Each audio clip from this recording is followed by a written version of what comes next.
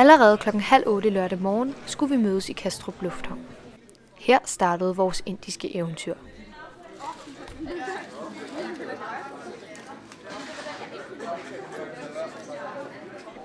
Men allerede inden afgang mødte vi problemer. Der sker det, at vi nok ikke når vores fly. De prøver på at få et andet selskab til at lave det der pushbacks, så de strækker det der bedst.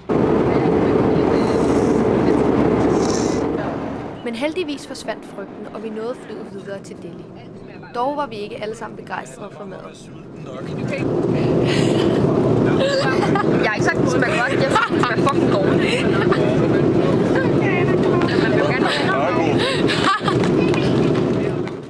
Vi landede i Delhi Lufthavn klokken 1 om natten lokal tid. Herfra skulle vi køre i bus i 5 timer til Agra, hvor vi ankom til vores hotel. Senere samme dag gik turen til Taj Mahal. Lige nu der er vi i Agra. Vi er på vej til at se Taj Mahal. Ja, men vi har ikke sovet særlig meget i nat. Vi har kørt bus hele natten, vi slipper op i ride. Og der var folk over det hele, og der er tuk-tukker over det hele, og der er køer over det hele, der er hunde over det hele, der er mennesker over det hele. Og nu dør vi. Taj Mahal er noget af en perle. Derfor var vi ikke de eneste, der var kommet for at besøge Det Hvide Palads.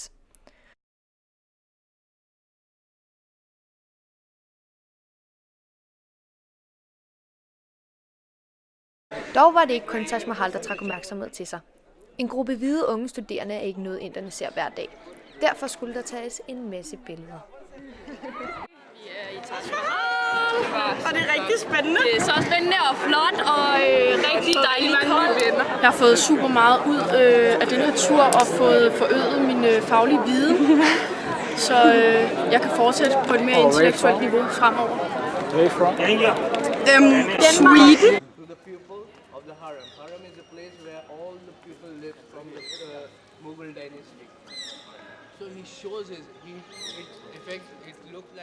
På vej til byen Jaipur besøgte vi Det Røde Fort.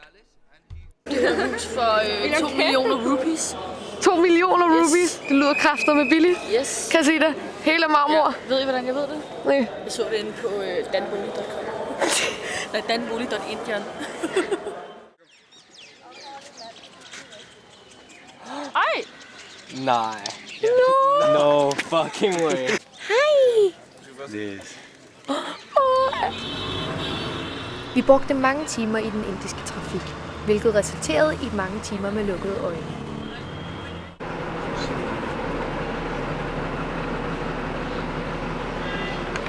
Lige nu der er vi faktisk i Jaipur. Jeg har ikke idé om, hvad vi laver her, men... Vi er i Pink City, guys. Ja, Pink City. Ser der pink ud? Templet ligger derovre. Alt er gult her, men vi er i Pink City.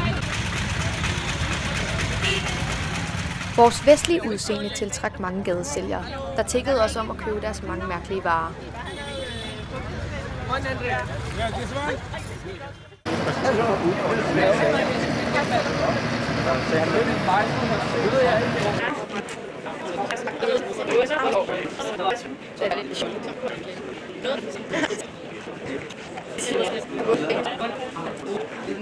Turen gik endelig til Delhi. Her skulle vi mødes med vores indiske udvekslingsvenner. Dem skulle vi bo hos og følge de næste 5 dage.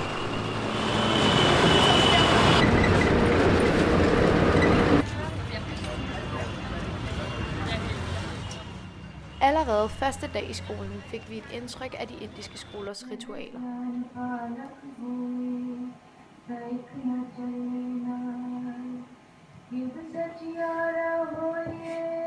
Men efter deres 20 sekunders bøn er der gang i snakketøjet.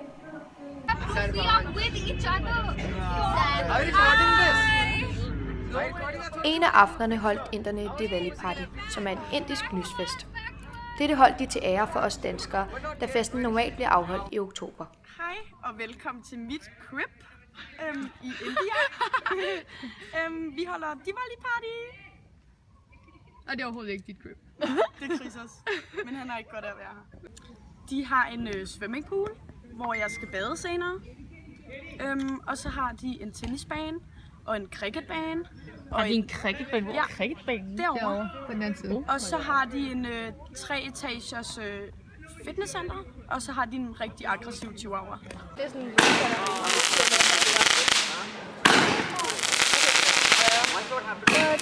Der er alt, du nogensinde kunne finde på at drømme om. Lige nu, der holder vi Diwali-party. Til festen var der fyrværkeri, 5 kokke og en masse tjenere til rådighed kun for os. Samtidig var der et bål, som vi kunne hygge os ved.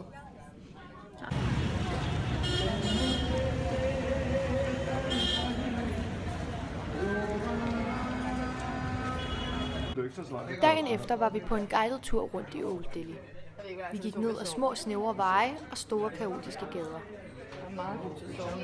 Vi er i en moské, hvor vi lige har fået et foredrag på mange timer af en dame, som ikke kan lide os. Men det er hygge. Hun kan godt lide indierne. Hun kan godt lide indierne, selvfølgelig. Men alle kan lide indierne og indierne jo. Ja. Danskerne, de er nogle lorte. Ja. Så det er bare hygge. Det er bare hygge.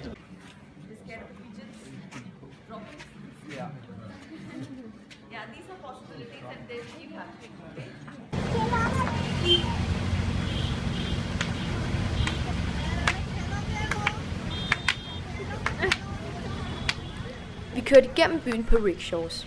Her fik vi et oprigtigt billede af den meget travle indiske trafik.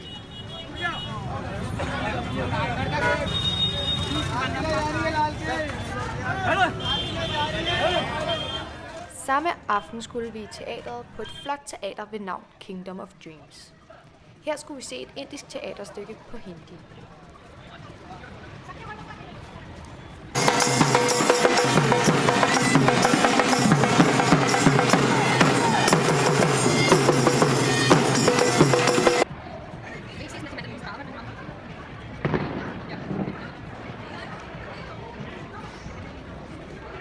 Det var forbudt at filme inde i salen. Dog fik vi et lille klip derindefra alligevel. Efter 9 dejlige og travle dage gik turen nu hjem til København. Vi var alle meget trætte efter de mange dage, du fandt sted. Selv vores lærer var en lille smule trætte.